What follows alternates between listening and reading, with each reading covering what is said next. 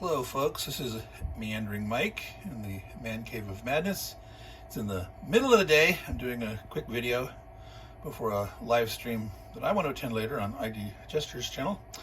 I am here in the Man Cave of Madness in what I'm going to call the Kitchen of Chaos.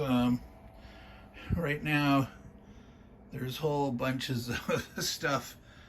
Yeah, a bunch of role-playing things on the counter still.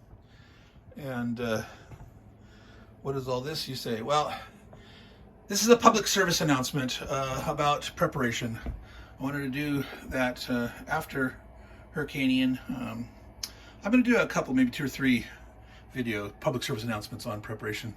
I was a Boy Scout. Be prepared was the motto. So there's things like safety and first aid kit and water supply, all those things I can talk about. Earlier video mine, you may have seen, I had a number of water bricks down in the garage for water storage. I'll talk about water at some point, but today I'm going to talk about food storage, food preparation.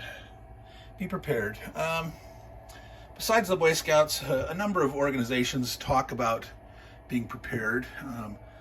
I do not consider myself a prepper in the sense of the doomsday preppers. I'm a mild safety prepper.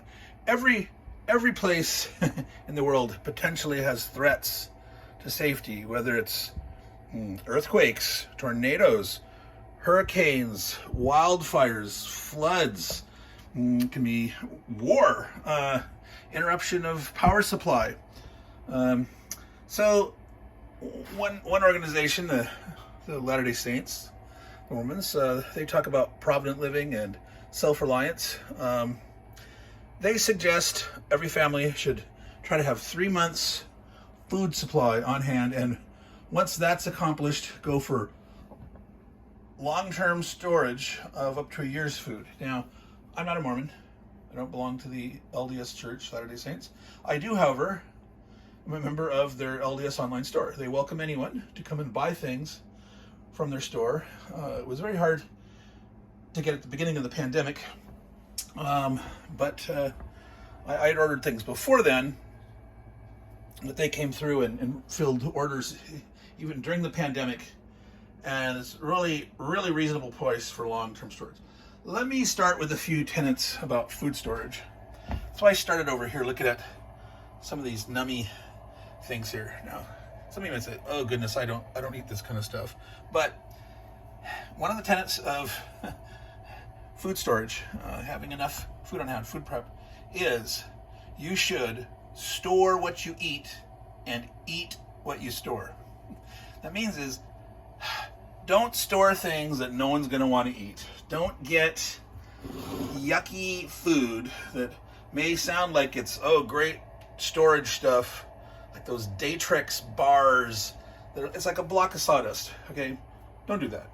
I mean, maybe you have one of those in your boat, if you have one, or, you know, in your car in the trunk underneath in the back or something, but don't make that your storage. And don't overdo things like freeze-dried food if some of your family members don't like it.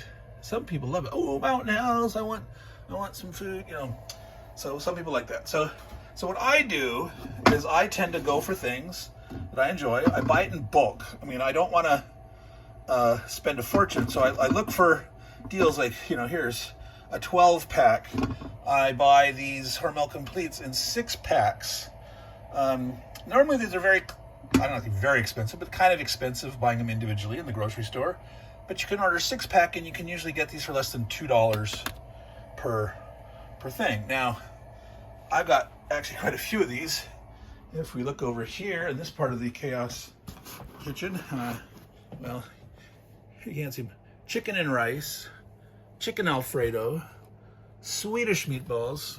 Some of these are the on the other side. Pot roast, and I'm trying to think if I can remember what one's down there. That's probably Salisbury steak. All right. So I actually have, you know, 1 or 2 or 3 of each of these in the main house. I'm bringing the extras out here to store. That's one advantage of having this accessory dwelling unit, I can store a lot of the food here and move things in and out. That's part of the second tenet of food storage. Besides making sure you store what you eat what you store. Don't just get a package of thing, let it sit there, and then, oh, you found out it's past its date. Now, most food, when it's past its date, is still edible. It's maybe not as fresh, maybe not as tasty, maybe not quite as full of nutrition. Some things have a much stricter date. And it's better to store things that have a longer shelf life, that can last. But I try to rotate through these things. Like, I'll try to eat 1 or 2 of those Hormel Completes per week. Now, I have no problems of digging into a delicious caramel chocolate nut roll. And part of the reason I want to bring some of that here is to hide them in the back of the cupboard so I don't eat them all in their house. So some other convenient foods like these here. Well, I like to get certain canned foods, and again, go buy them. So crab meat, right? If you don't know right now, the crab season went tits up, if you excuse the expression. Excuse my French. So I was able to get some of that before the prices went skyrocketing. But again, store what you eat and eat what you store. Rotate through things. Make sure that you're consuming it and restocking on a semi-regular schedule. Now, these big boxes, this is the long-term food storage. These have 6 number 10 cans in them of these various foodstuffs. These things can last 15 to 20, 25 years. So you don't necessarily need to rotate it as often, but if you like mashed potatoes, potato flakes, go through a can a year, or maybe 2 cans, and replace them every 6 years or 3 years or something. Quick oats, you like your oatmeals, or making oatmeal cookies. You like your pasta, elbow macaroni, white rice, all these things. You can open up a can. Now, here are some refried beans. See these lids here? Make sure you get some of these lids. So any can that you open, you can seal with the lid. Once you've opened it, obviously the shelf life is going to be weeks to months, depending what it is. Let's see, back here, these apple slices, for example. Those are dried apple slices. I find that they're great as a snack. I do not like them, trying to reconstitute them and make, I just don't like them. But, you may. But as a snack, they're great. However, once you've opened that can, this really needs to be eaten within a couple, 2-3 weeks.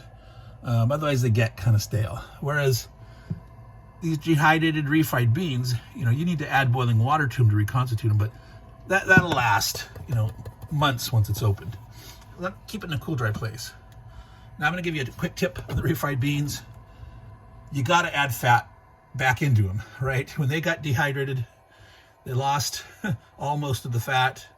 And so use either good real butter.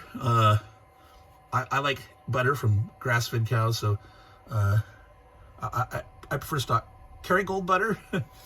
Now there's actually right here, no, I don't have them here.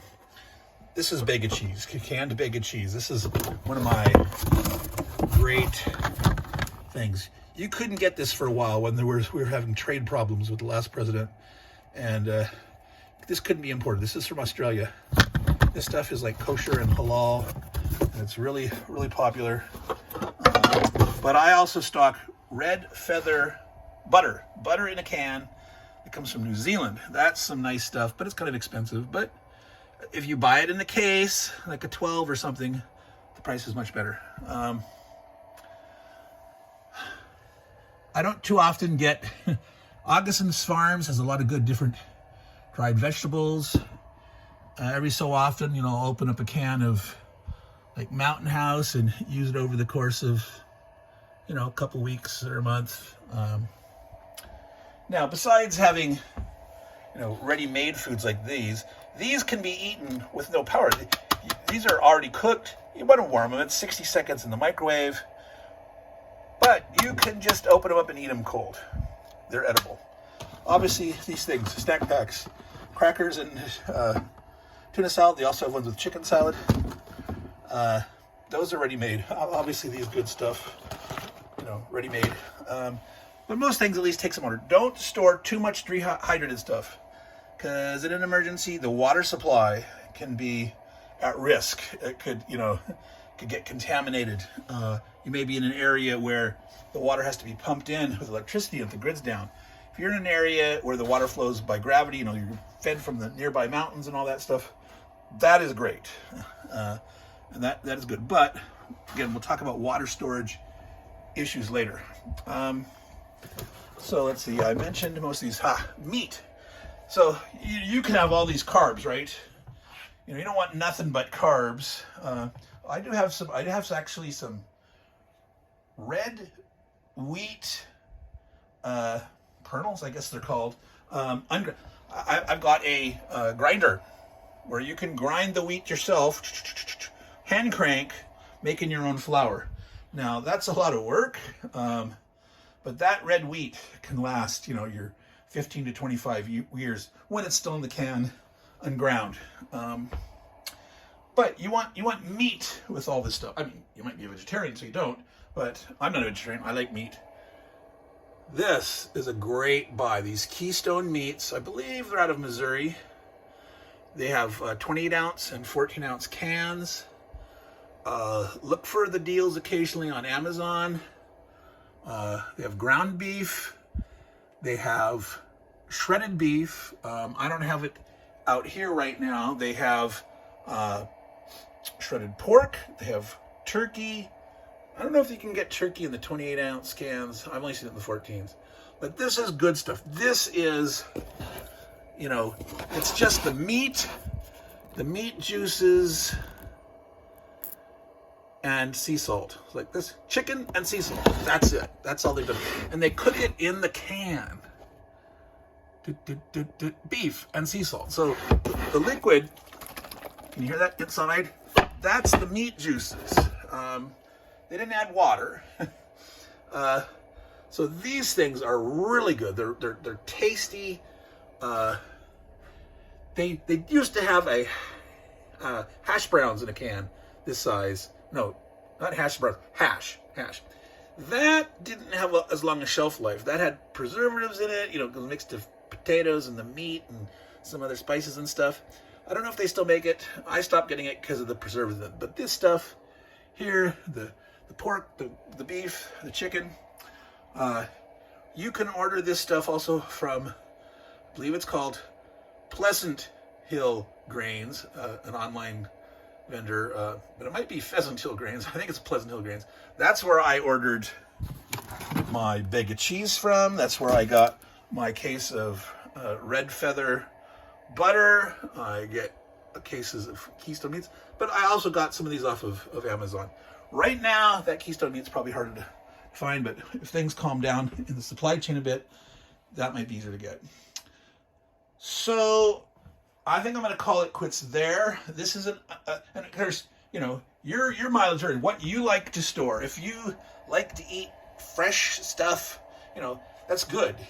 Keep fresh stuff stocked, but make sure you have stored some kind of longer term thing that you can tap into if the supply chain gets disrupted worse than it was like at the beginning of the pandemic. A lot of foods just disappear, or in a hurricane, how things go. Tornadoes can hit any time and greatly damage a community or your individual well-being. So be prepared, have food on hand, make sure it's food that you and your family will actually eat.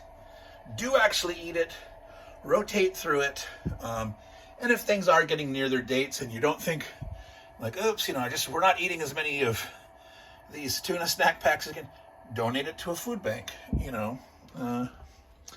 So future videos we'll talk about things like candles, fire starting, emergency candles, power sources, having batteries on hand, flashlights, first aid kits, bug out bags, all those kind of stuff. But until then, I'm going to sign off now. This is Meandering Mike in the Man Cave of Madness, in the kitchen of chaos. Someday I'll get all this stuff put away. There's my, what you'd call the dining table, which is also going to be a game table. Loaded the stuff. And there's the game of Maharaja that I'm playing right there, which I'll get back to in the evening. So that's all, folks. It's 15 minutes. Long overdue. Meandering Mike signing out. Take care. Ciao.